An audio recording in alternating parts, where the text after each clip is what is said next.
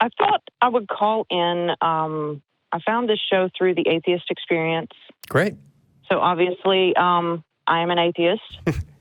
I grew up in small town Kentucky. My parents are involved in a religious cult. I grew up in that religious cult. They are part of the ministry. I was a musician from the time I was 10 years old in that cult.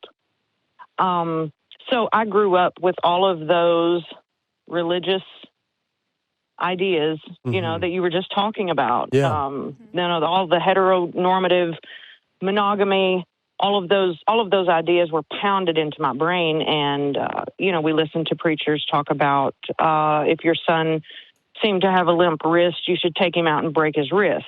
Those were things that were screamed across the pulpit. Yeah. Yep. Where I grew up. And I've been in that barn or that living room or that high school gymnasium. It happens in churches too, but I mean, there's a lot of, invisible churches in that type of community. So I hear what you're saying. Yes.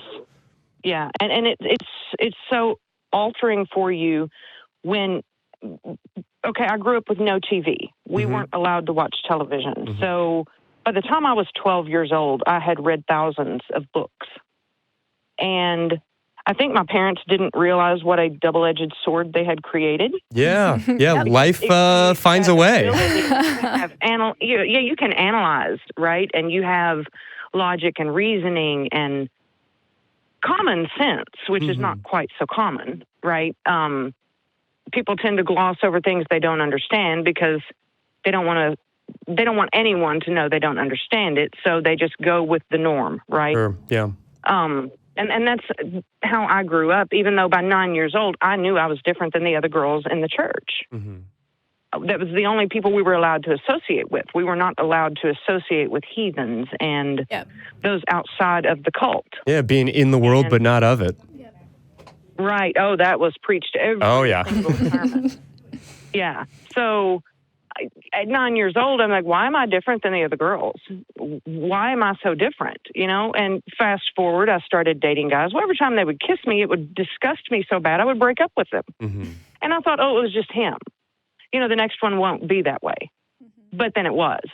And that continued until I was 18. And my mother, I saw the look on her face one day when I broke up with this guy. He was a great guy, gorgeous guy, had everything going for him, was madly in love with me, and I dumped him for no reason. And my mom looks at me. I'm starting to suspect there might be a reason. I don't want to spoil the ending of your story. Yeah, right? But the wheels were turning in my mother's mind, and I could see where she was going, and it terrified me. Because I knew if they found out that I was attracted to other girls, they would drag me to the altar and try to cast demons out of me. That's what happened if you were different. So at 20, I married a man, naively thinking it would fix me, right? Because to me, I was broken. And it didn't. I stayed married for 10 years, suffered through horrific depression. Yeah. Tried to commit suicide. So, and that woke me up. That was my wake-up call. And I said, you can't keep not living like this. Yeah. Because you're existing, you're not living. So, fast forward, that was at the age of 30. I'm now 42. I have been divorced and out for 12 years. Congratulations. The last 5 years have had no contact with my family because I realized that it doesn't matter if those people are your blood family. If they are toxic, toxic is toxic no matter who presents the toxicity, it is toxic. And sometimes you have to remove that from the equation to be healthy. And that has made such a transformation for me. And then finding shows like this that help me to see, Yeah, that there are other people that exist and that are struggling through a lot of these things and that are probably at different phases of that journey. You have I don't hate to even call it a luxury because even though you've had 12 relatively much better years, I know that those years have been a struggle And I just think about all of the early waste. I mean, you didn't have the opportunity of, taking your sweetheart to the prom, at least not in a way that was meaningful or genuine to you. We weren't even allowed to go to prom. So that was an abstract concept in every way. Oh, sure. Yep. Even enjoying a basketball game, we weren't allowed to participate in sports, go to games, watch television, movies, hang out with friends at school, participate in clubs. We were literally sequestered in that cult. And so I think the best thing that happened to me was at the age of 31, I lost my job and decided to go back to school, to cosmetology school.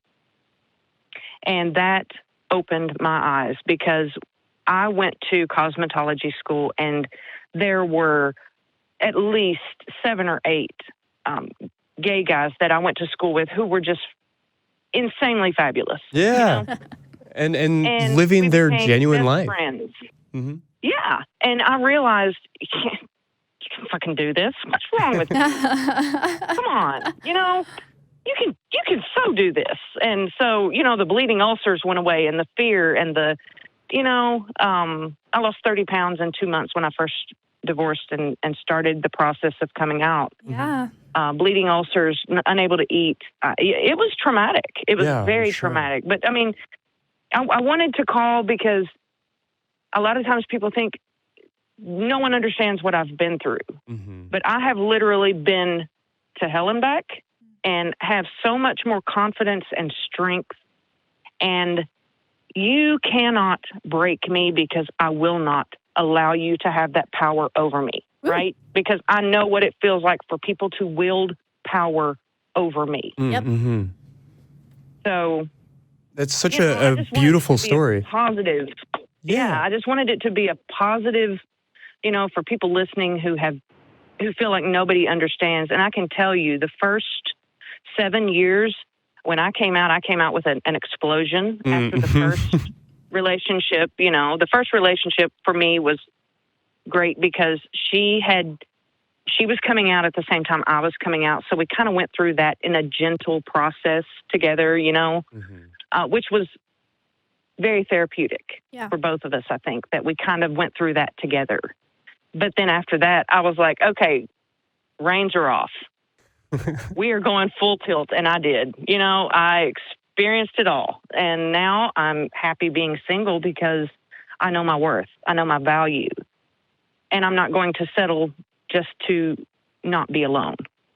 Yeah, and I am so glad to hear it. I mean, and you talked about the foundation of this being the books that you read and sort of the opportunity to escape in that way. And just to know that there are other people out there living different types of lives. And I know that, certainly there are parents right now that have YouTube blocked on their computers. And that's the unfortunate reality of the world that we live in. But as we increasingly make information available, as the internet continues to democratize and to spread messages like this, we've certainly had folks call us telling us like, hey, I'm in the basement right now. Like I'm hiding in the bathroom. I am not supposed to be talking to you people. And, I hope that we're doing some small part to offer some light to those hidden folks. And I'm so glad to hear that your story, that you were able to come out of all of that. And, it has helped so much, I think, in my parenting because I have 2 sons. One is almost 19, and the other is 16.